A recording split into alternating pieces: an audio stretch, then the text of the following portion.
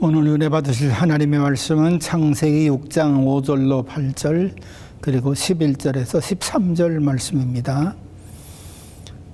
5절로부터 8절 말씀. 주님께서는 사람의 죄악이 세상에 가득 차고 마음에 생각하는 모든 계획이 언제나 악한 것임을 보시고서 땅 위에 사람 지으셨음을 후회하시며 마음 아파하셨다.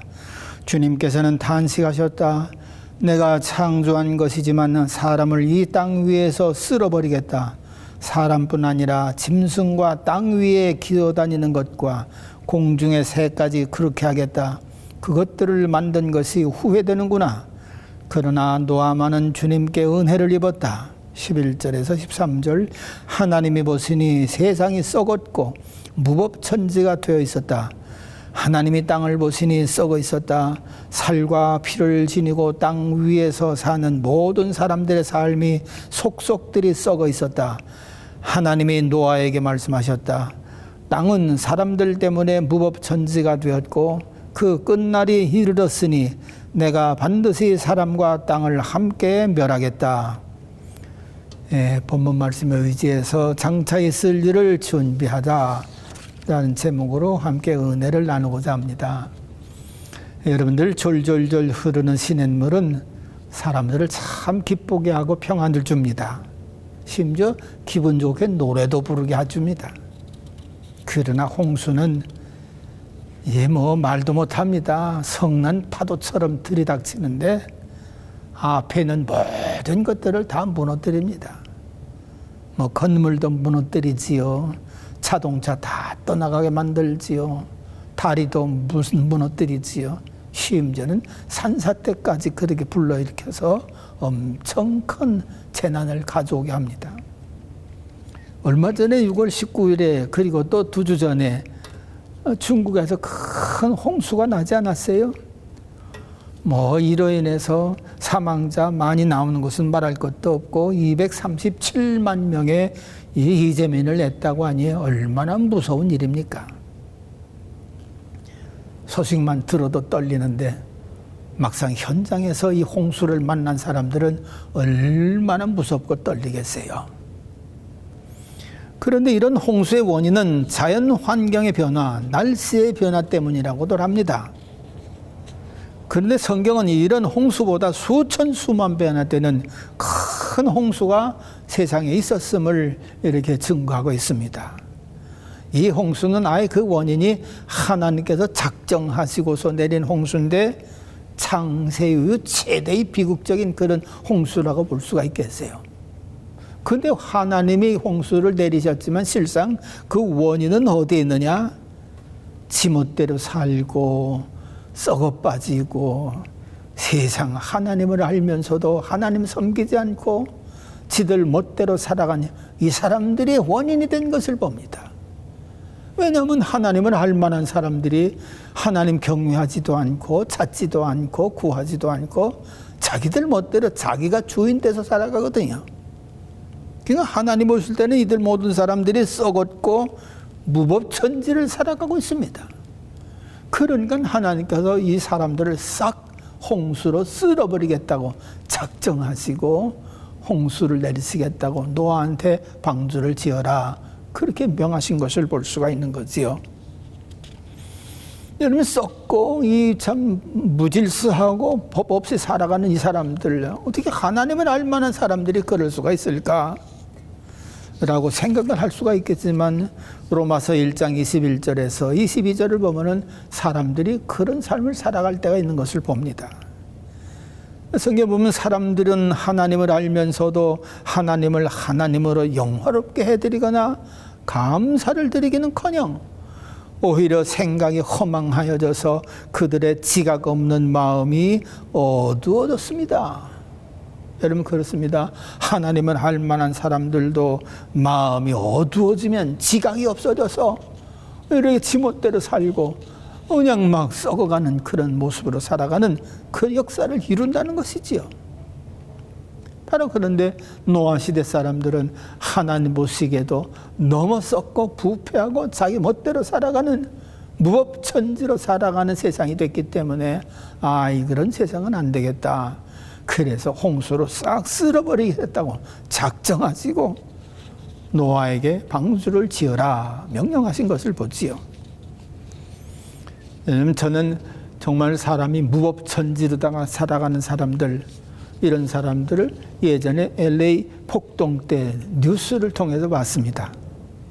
복면을 한 사람들이 뭐 때로 몰려와 가지고서 그 상점 문을 무조건 때려 부수고 그 안에 있는 귀중품들 다 쓸어가는 것을 보는데 뭐 희희낙낙하면서 그렇게 쓸어갑니다. 이거 완전히 무법천지지요. 또 도망가는 차를 쫓는 그런 경찰 그런 프로그램이 있는데 여기 볼 것 같으면요, 범죄한 차량이 얼마나 지멋대로 돌아가는지 뭐 숄더로다가도 내빼고요, 오는 차선으로다가 도려 도망가기도 하고요. 뭐 이건 뭐 차선도 없고 마일리지도 없고 자기 원하는 대로 마음대로 막 도망갑니다. 그런 것 보면은 아, 저런 사람들 빨리 없어졌으면 좋겠다, 그런 생각이 드는 거예요. 근데 하나님께서 당신께서 만드신 세상, 당신께서 이렇게 만드신 사람들이 이렇게 무법천지로 썩어가는 세상을 살아가니 그냥 그대로 보시기가 그 있겠어요? 안 되겠다, 쓸어버리겠다, 그런 생각 자연적으로 하신 것이라고 볼 수가 있습니다. 그러므로 이 홍수는 하나님께 원인이 있는 것이 아니라 지멋대로 살고 썩어져가는 퇴폐한 세상으로 살아가는 이런 불법한 세상, 이 사람들이 원인이 되었다라고 볼 수가 있는 것입니다. 그러므로 어떤 면에서 우리가 진리대로 살지 아니하고 하나님 말씀대로 살지 아니하고 지멋대로 자기 원하는 대로 살아가면은 자기는 좋을런지는 모르지만 이들은 다 하나같이 세상을 멸망시키는 일에 일조하고 있는 삶이다, 그렇게 볼 수가 있는 것입니다. 이렇기 때문에 하나님의 아들들, 특별히 썩은 사람들이 누구냐? 하나님의 아들들이라고 그랬어요. 하나님의 아들들이라고 할 것 같으면은 타락한 천사도 아니고 무슨 뭐 재판장이나 판사들이나 예언자들이나 선지자들이나 제사장이나 그런 사람들이 아니라 하나님을 알 만한 사람들, 이런 사람들인데 하나님을 외면하고 썩어져가는 삶을 살고 믿음 없이 살고 그렇게 됐다는 것이지요. 그러므로 어떤 모습으로든지 우리는 하나님을 아는 사람이라면 하나님의 뜻을 따라 힘써 살아가야 할 그런 의무가 우리 모두에게 있는 줄로 믿습니다. 이런 사람들이 세상을 구원하는 일에 큰 일을 하는 그런 사람이라고 볼 수가 있는 거지요.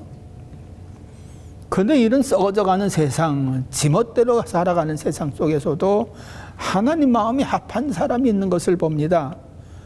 6장 9절에 보면은 노아의 역사는 이러하다. 노아는 그 당대에 의롭고 흠이 없는 사람이었다. 노아는 하나님과 동행하는 사람이었다. 하나님이 노아를 특별히 픽업해서 방주를 만들어라 한 이유는 다른 데 있지 않습니다. 그가 의로운 삶을 살았고 흠이 없는 삶을 살았고 하나님과 동행하는 삶을 살았기 때문에 하나님이 노아를 픽업해서 방주를 만들어라. 그리고 홍수가 나면은 너는 그 안에 들어가라. 그래서 그 엄청난 앞에 어떤 일이 있을런지 모르는 그런 시대에 구원의 일꾼으로다가 그를 하나님께서 세우신 것을 볼 수가 있는 거지요.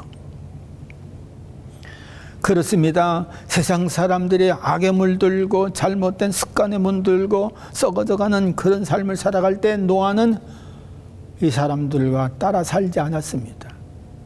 그야말로 로마서 12장 1절처럼 세상을 본받지 아니하고 세상을 따르지 아니하고 세상을 거슬리며 살아간 사람이 바로 노아더라, 그렇게 볼 수가 있는 것이지요.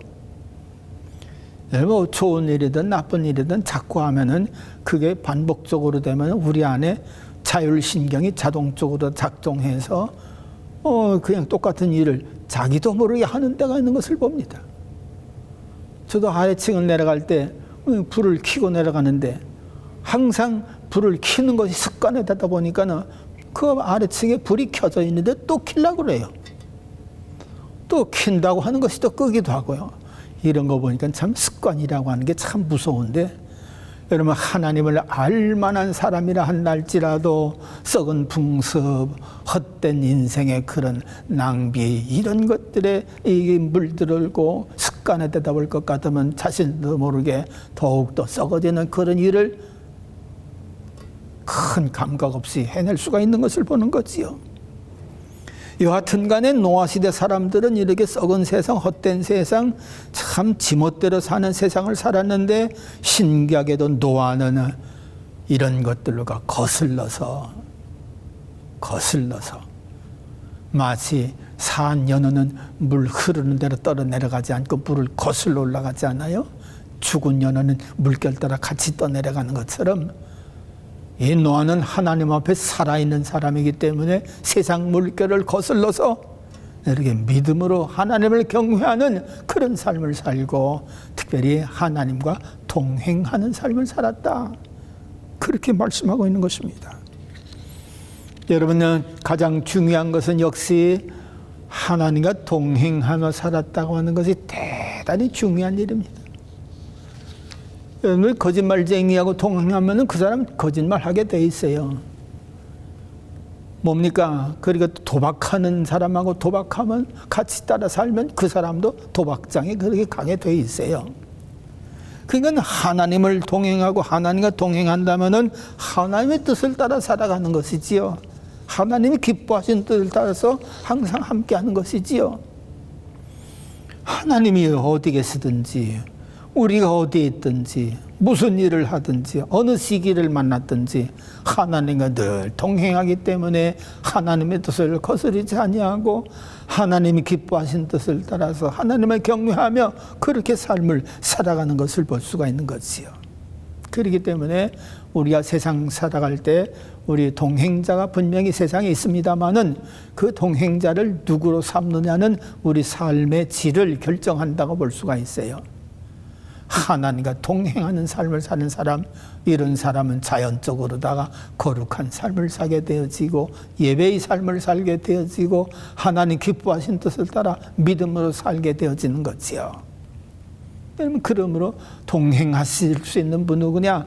언제나 예수님과 항상 동행하는 그 믿음을 가질 때, 아, 그렇지 하면서 동행자 예수를 늘 생각하며 살아갈 수가 있는 것이지요. 그리고 또 이 노아, 참 기가 막힌 믿음을 가지고 있습니다. 어떻게 그렇게 하나님께서 방주의 규격을 그렇게 정해주시는데 이걸 이렇게 실제적으로 해보니까는 축구장 한 배 반 정도 되는 어마어마한 배입니다. 그런 배를 만들려고 하는데 어떻게 이걸 순종하는지 입이 떡 벌어질 만한 일이지요. 기가 막힌 일이라고 볼 수가 있습니다.